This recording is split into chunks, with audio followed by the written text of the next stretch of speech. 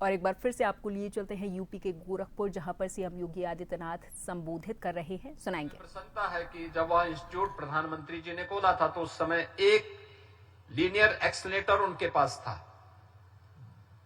Patient की संख्या ज्यादा थी, वेटिंग बहुत ज्यादा था। मैंने एक बार टाटा इंस्टीट्यूट से इसके बारे में चर्चा की थी। उन्होंने अपनी लाचारगी व्यक्त की कि हमारे पास एक ही मशीन है। तो मैंने उस समय मुख्यमंत्री राहत कोष से उन्हें 26 करोड़ रुपए उपलब्ध करवाए थे। उन्होंने दूसरी मशीन ली और मुझे आज सुन करके देख करके भी अच्छा लगा, क्योंकि लोकार्पण कार्यक्रम में मैं स्वयं वाराणसी में था। प्रधानमंत्री जी के कर कमलों से जब वो कार्यक्रम संपन्न हुआ, अब तीसरी मशीन वहां पर पावर ग्रिड ने भी उपलब्ध करवा दी है, जो वेटिंग को न्यूनतम लाने में सफलता प्राप्त करेगी, हर व्यक्ति को व्यापक राहत उपलब्ध करवाएगी।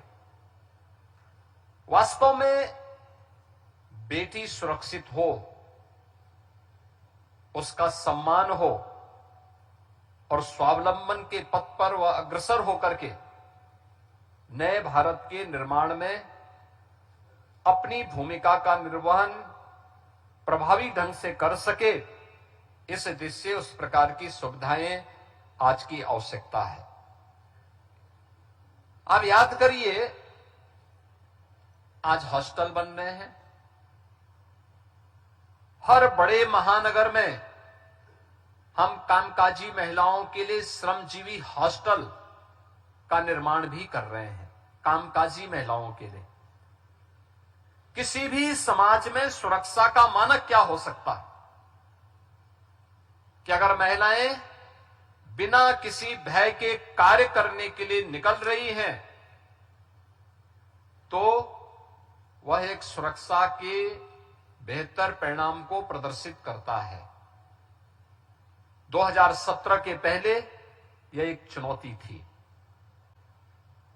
मध्य यूपी और पश्चिमी उत्तर प्रदेश में तो बहुत सारे परिवार ऐसे थे जिन्होंने बेटियों को पढ़ने के लिए यूपी के बाहर कहीं छात्रावास में या फिर कहीं उन्होंने रिश्तेदारों के यहां भेज दिया था।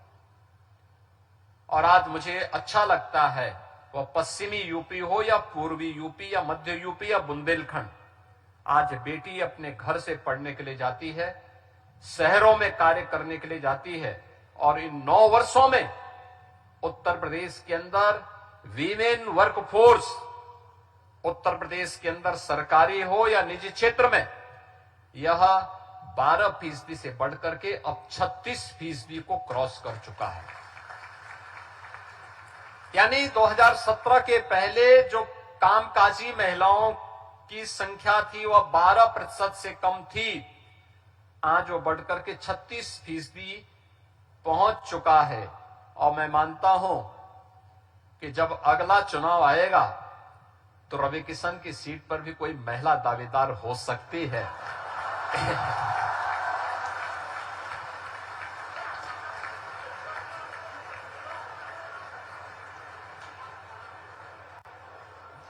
देखिए, लोग चाहते हैं कि आपसे छुट्टी मिल जाए।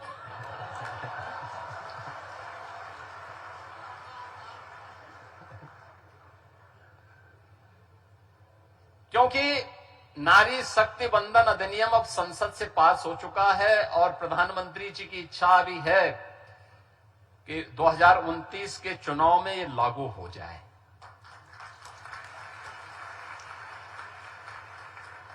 लेकिन उनकी सीट पे असर नहीं पड़ने वाला है, क्योंकि महिलाओं के लिए एक अतिरिक्त सीट बन जाएगी।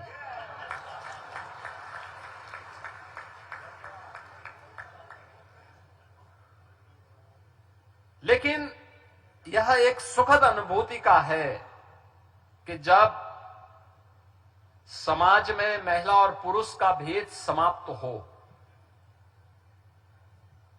बेटी और बेटे के बीच में भेद करना अभिभावक बंद करे, तब विकास की रफ्तार कई गुना बढ़ पाएगी, तभी ये स्पीड बढ़ पाएगी, तभी स्टेबिलिटी आएगी। और उस स्पीड के लिए आवश्यक है कि हमें समाज में भेदभाव को हर एक स्तर पर समाप्त करना है। हर एक स्तर पर समाप्त करना है, लेकिन उस प्रकार की सुविधाएं भी हमें देनी पड़ेंगी। और ये छात्रावास जो पावर ग्रिड के द्वारा बनाया जा रहा है, मैं यहां पर नवीन श्रीवास्तव जी को, दीक्षित जी को, शिव तपस्या पासवान जी को और उनकी इस पूरी टीम को, जसवीर सिंह जी को, पावर ग्रिड कारपोरेशन के पूरे परिवार को इसके लिए हृदय से धन्यवाद दूंगा कि उन्होंने यहां पर देखा। वैसे भी हमारे योगेश कुमार दीक्षित जी यहां के पुरातन छात्र हैं, तो ये उनके द्वारा गुरु भक्ति के लिए और अपनी संस्था के प्रति कृतज्ञता स्वरूप प्रदान किया गया एक उपहार भी है। और नवरात्रि में हम लोग इस आयोजन के साथ जुड़ रहे हैं। मैं इसके लिए खासतौर पर दीक्षित जी को, योगेश कुमार दीक्षित जी को इसके लिए बधाई देता हूं, उनका अभिनंदन भी करता हूं। बहनों और भाइयों, आज हमारा जो सबसे महत्वपूर्ण दायित्व बनता है कि हम समय के अनुरूप अपने आप को अपडेट करें।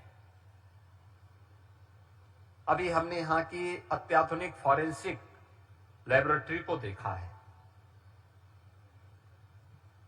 इसमें अलग अलग प्रकार के हमें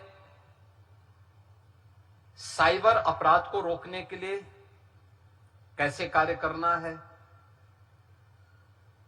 कैसे हमें मोबाइल के फॉरेंसिक इनपुट को लेकर के अपराध की एनालिसिस करने की दिशा में आगे बढ़ना है,